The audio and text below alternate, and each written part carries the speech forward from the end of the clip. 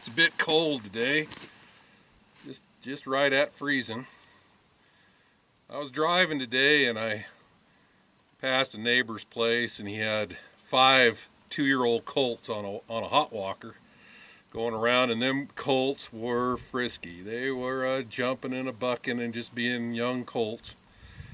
And it got me to thinking, I've had horses all my life. Started when I was about 4 years old because my whole family are horse people, and I've never not had a horse in my entire life. Always had several, actually. But so you have these stories that you get with them. I bought this all sorrel roping horse. He was I think he was 5 years old when I bought him, and he was Poco Bueno bred. Solid sorrel, not a speck of white on him. Just built like a brick, you know what. And gorgeous horse, a lot of fire, a lot of speed, beautiful conformation, beautiful head. But he liked to buck, and he was cold saddled his entire life, which comes through experience. You figure out that if a horse doesn't get past being cold saddled by the time they're 5 or 6 even, they're probably not gonna,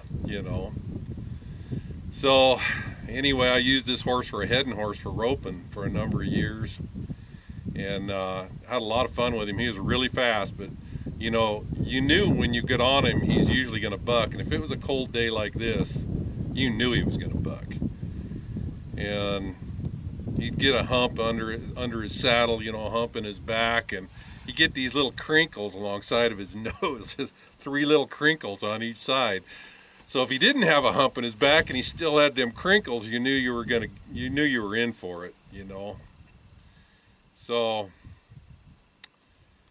in all the years I had him, and I had him till he was 20, he was a bucker, and not only did he buck, he could buck. That Poco Bueno line comes out of Texas off the King Ranch originally. And they're good walking horses. They can get out and walk, good cow horses, but they're known for that, having a little buck in them. Kind of like Hancocks are too. So anyway, one year I was riding him up on the Reclamation Road on an elk hunt, and it was late November. There was probably a half a foot of snow on the ground most places, and so you were all wearing, my nephew and I were hunting up there, and we were wearing our what we call Teton Valley leisure suits, which are a Carhartt insulated coverall, and then you got snow boots. And the snow boots we made back then, they were just an over boot you'd put over your cowboy boot, a rubber boot with buckles on it, and you'd stuff a work rag down in the boot heel area, and you'd put a snowmobile felt in there, and then you had yourself a real nice warm dry riding boot. So I had those boots and had that dang Carhartt on, which makes you be like the Pillsbury Doughboy, you're so big and inflated. And I had a bow on my back. I was wearing the bow with a rifle strap, and I had that on my back because it was archery. And got up there, it was pitch black, colder than a witch's kiss. And I stepped onto that son of a gun. Couldn't see him at all. It was pitch black. Couldn't see your hand. It was so dark.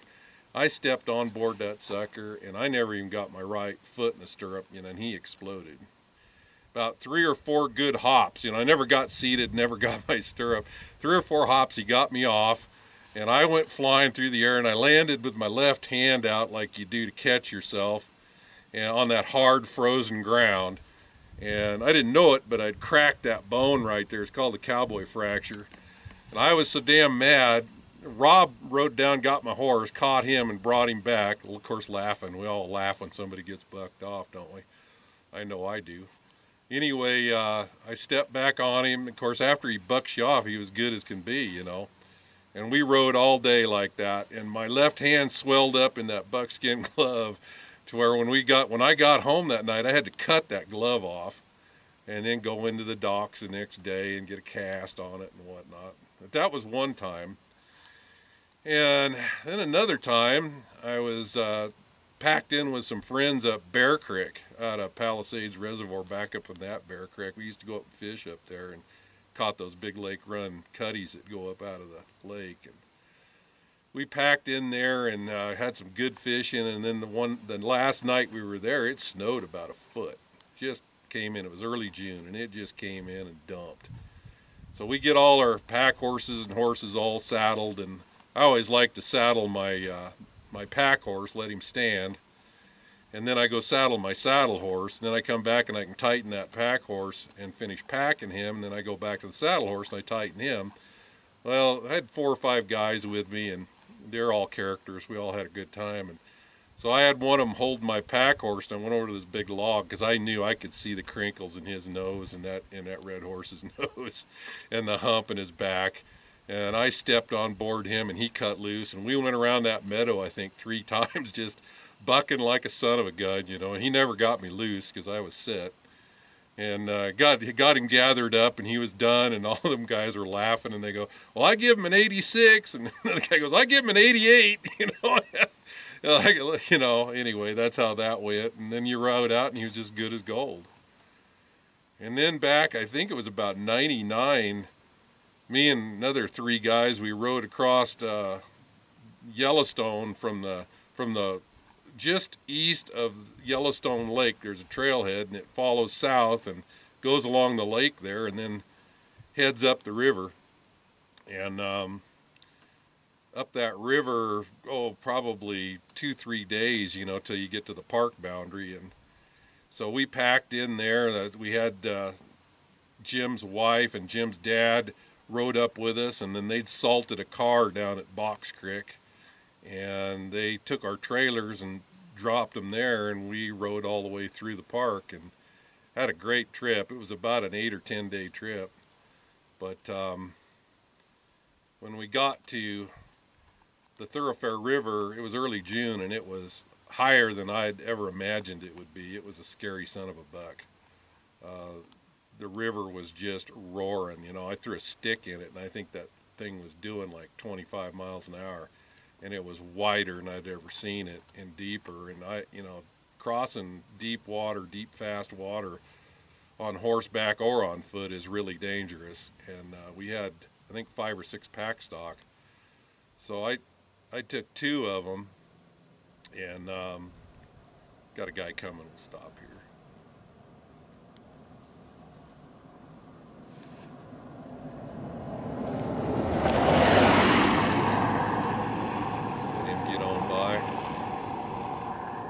So I took 2 of these paint horses that we had packed, and I took and went as far up on this gravel bar as I could get on the side of the river, one of the only places you could even get down onto a gravel bar. And I started into that river, and I told the guys behind me, I said, well, I'm going to head for that, you know, other embankment over there. And I said, if I miss, I'm going up that channel over there where an outlet channel goes. And if I miss that, I'm hitting the point of that island. But I said, whatever you do, following me, don't go on down the river. I said, you know, you could have a snag, you could have things you can't see. And so I plunged in, and I'm telling you, that water was ice cold. And it was right up to my chest. And Red was a strong swimmer, and there was nothing but his head and part of his neck out of the water. And I was towing along those 2 pack horses, which were pretty good swimmers themselves. And of course, packs float real good for a while, and so they were bobbing along like corks. So we thrashed our way across and hit that bank, and when I hit that bank, those 2 pack horses swung around from the current and just went bang bang into the bank, you know, and then they clambered out, and we all went out shaking like wet dogs and froze to death. And the other guys got across similar fashion, you know, we made it. Anyway, we pulled on into what we call Bear Box Row at Hawk's Rest. There's a series of bear box camps down below the Forest Service cabin, and we camped at the first box, and had a nice camp there. And it was about froze to death, though. I was so cold, and finally got warmed up. And middle of the night, probably about 3 in the morning, we heard the horses snort, and then they broke off broke free from their pickets and ran down by the log fence, by the pole fence, by the Forest Service cabin. So I jumped up, and I had nothing on but my angel shaps and my pistol and a flashlight, and I headed out into the dark to see. I thought we had a bear in camp for sure. And I went out to look, and my horse had stood his ground. You know, he was on a single picket, 30-foot picket, single hobble and stake.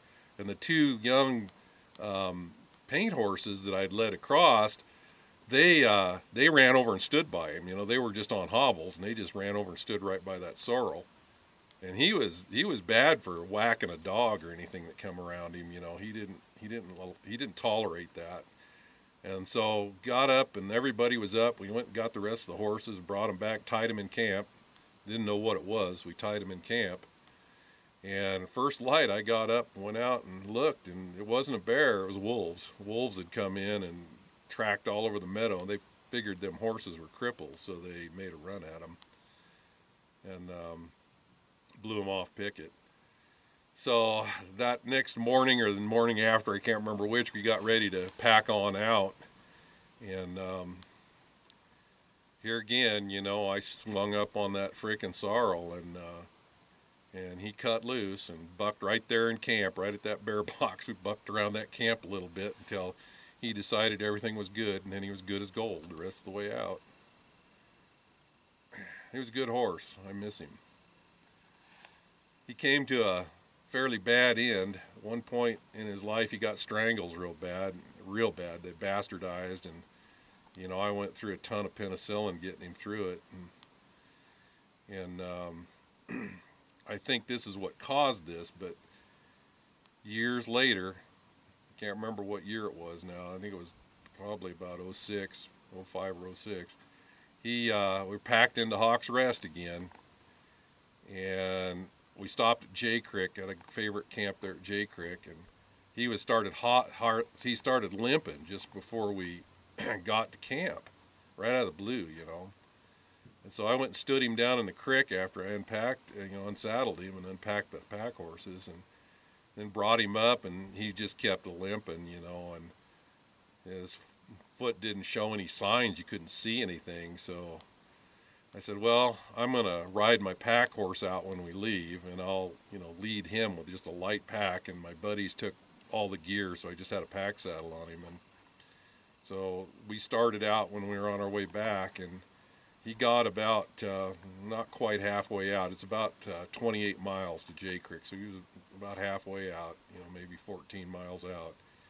And the bottom blew out of his hoof. He'd rotated a coffin bone, and it just come right out the bottom like this.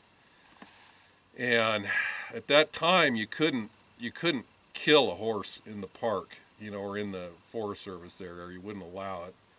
I got him off the main trail and took him back into some timber there, and I stayed with him and got him settled, and then rode on out with them guys. One of them packed my pack saddle out, and I came back in. It was getting pretty late. I came back in the next morning and tried to lead him, and I only got him a short distance. And so I soaked his foot in Epsom salt and all that stuff, and gave him a lot of bute and whatnot. And he was still too lame to go, so I babysat him for about 3 nights up there because the wolves got on him.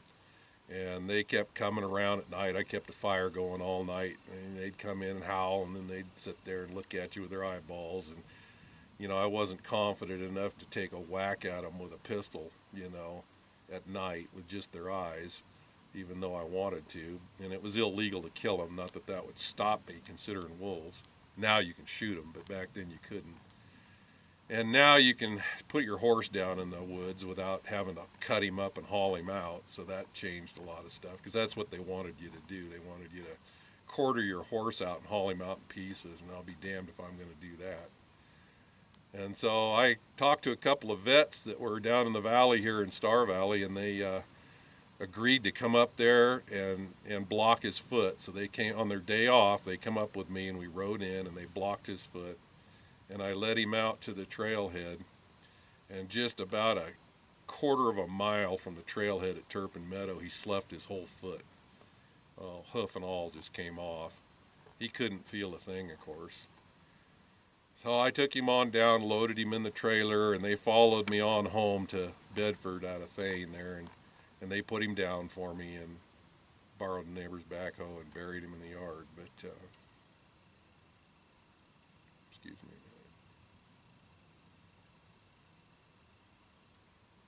That was an awful hard end to an awful good horse. But yeah, just seeing them colts and how frisky they were this morning made me think about him.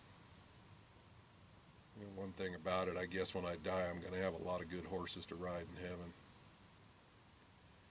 Well, sitting here behind me, this is Crow Creek, which is actually in Idaho, right out of Star Valley, and that fully snowed in mountain up there is called Snowdrift Range. And I used to hunt deer up there a long time ago, me and my buddies, and killed some nice bucks up there. Anyway, that's my story for today. Thank you.